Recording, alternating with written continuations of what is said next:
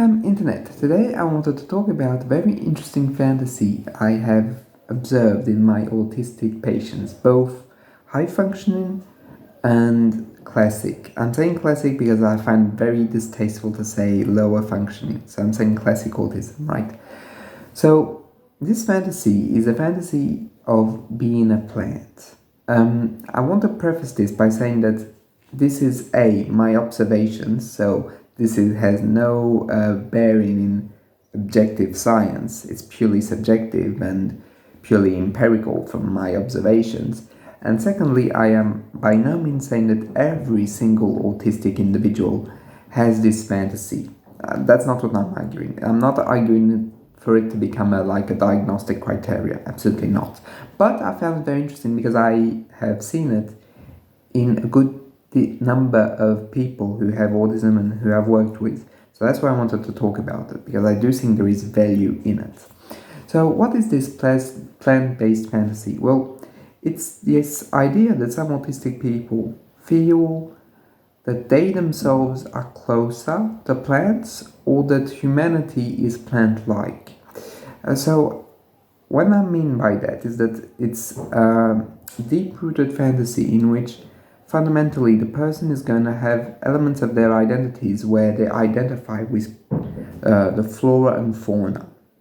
So for high autistic patients, that might manifest by dreams about plants. Like, for example, the dream of becoming a tree, the dream of having body parts that are plant-like, like, for example, a flower that might grow on one's arm, a thorn that might come out of one's skin, the skin becoming closer to the bark of a tree. All of these are what I call plant-based fantasies. And those plant-based fantasies can also manifest in classic autism, for example, in drawings. For example, they might draw only flowers, like all the time, flowers, flowers, flowers, or even sometimes, and very, very interestingly, draw themselves with petals on the head. This I found very interesting, as it seems to me that what is happening when this is occurring is that the autistic individual is freezing the drives. Like, because plants are very stable, very continuous life forms, it's as if the autistic individual was, in a way, trying to freeze the drives that make us mammals, like, for example, eating, aggression, and so on and so forth. All of these tend to lower down, just as if they were non-existent or frozen. Also, very interestingly enough, I also think that the autistic individual, in a lot of many cases, can identify with the plant, as the autistic individual often aims for a lot of internal stability, and the plant is a very stable being. For example, it's not going to go do something unpredictable, which is the problem with all forms of animals, is that they have a level of unpredictability, which can be cause for stress or cause for concern, whereas a plant does not have that level of unpredictability, which remains static. A static here, that's not a bad thing. On the contrary, it's, for the autistic individuals I've met, it's very calming, very soothing, that idea that it's continuous. And I think that they themselves identify with that continuousness, that preservation of being. If the plant changes, it changes in cycles, in things that are very predictable. For example, during spring, the flowers might grow, they might come out. During winter, all the trees will lose their leaves, and so on and so forth. So you can see a pattern that's very predictable, that's very, in a way, stable in time. So it changes, but it changes via rules. And I also think that helps autistic people to understand the nature of change. A change often in our world can be very brutal, very quick, and very arbitrary. There is nothing arbitrary on how a plant behaves. And I think that autistic people understand that on a very profound level, that there is this identification with the plant, because the plant is stable, rational in a way because it's not arbitrary, right? Not in the terms of intellect, but just in terms of maintaining a stability. And I think that's a stability that people can relate to. Also, I should add that I think it's also, in part, it's a form of identification and a sort of internalization of something that's very deep, that in a way the autistic individuals might feel very different, from the hustle and bustle of human life. And the plant is the perfect contrast with this, because a plant is something that doesn't hustle and bustle. It's very stable, very calm, very soothing. I also found that on a more conscious level, often people with autism do enjoy gardening. They do enjoy, for example, in movies or TV shows, they do enjoy people that have like plants or love plants. All of that to say that there is this very interesting element of plant-based life, which I think echoes within them. One could also say that there is also a level, if we were to go on a Jungian archetypal level, there's also this level of the plant as giving life.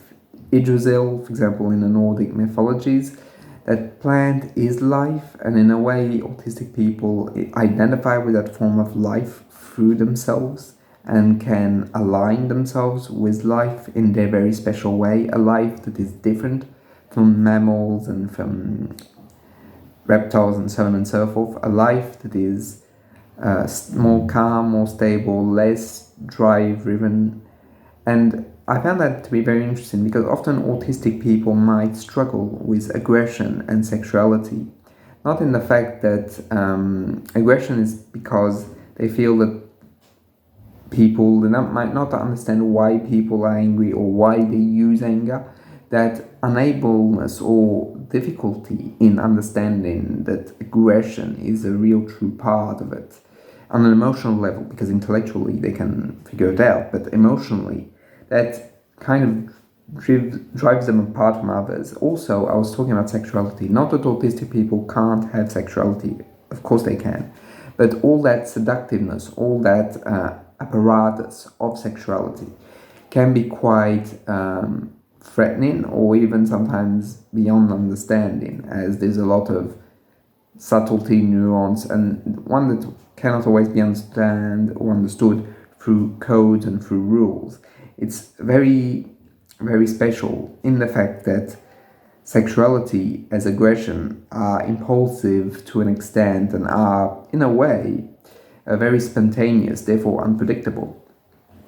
So coming back to this idea of plants, is that plants do not have aggression or libido, they just are. And I think that that's something very deep and profound, that the autistic individual feel that there is. In the fact that they are there, but they need the change to be rationalized, they need the change to be cyclical, they need it to make sense and meaning. The spontaneousness of change is often much more complicated, as it might lead to, for example, people with classic autism might feel that that their sense of self is being destroyed if there's a change, or people with high functioning autism might feel that something is off through change. So change itself can be a problem, and you can see that as a plant, change is drastic. I mean, it's a change. The plant can't change beyond its cycle.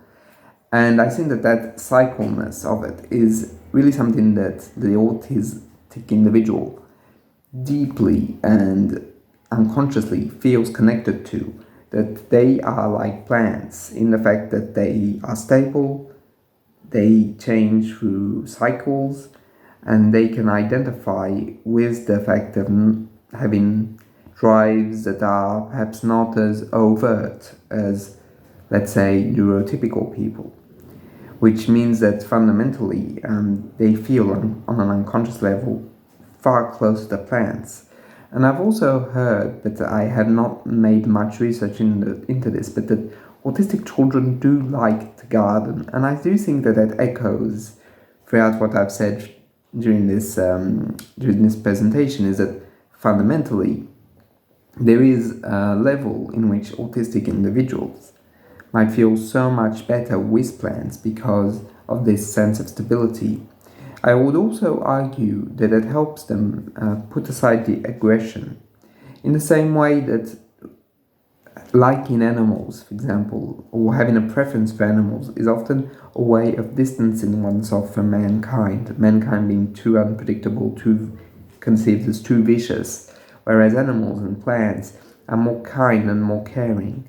I will also add, and this will be the last point, that plant life and the fantasy of being a plant can also be linked to trauma, as in the case of Françoise Ledoux, she gave the case of a young child that had been severely abused, not autistic, but really severely abused, and could not even identify with animals, as children tend to identify with animals. The child only identified with a flower doll that Françoise Ledoux, a psychiatrist, had asked a friend to make for her. And the child was able to identify via the plant, because the plant was so much more stable, so much more free from aggression and from abuse, that finally it was able to help the child connect with mankind through the flower doll. The flower doll was a character that was human with petals, as I was saying earlier. So we can see here that this connection, this identification, is a first step, a primary step, but a very deep step into the connection with who they are, with a sense of community, with a sense of being even itself.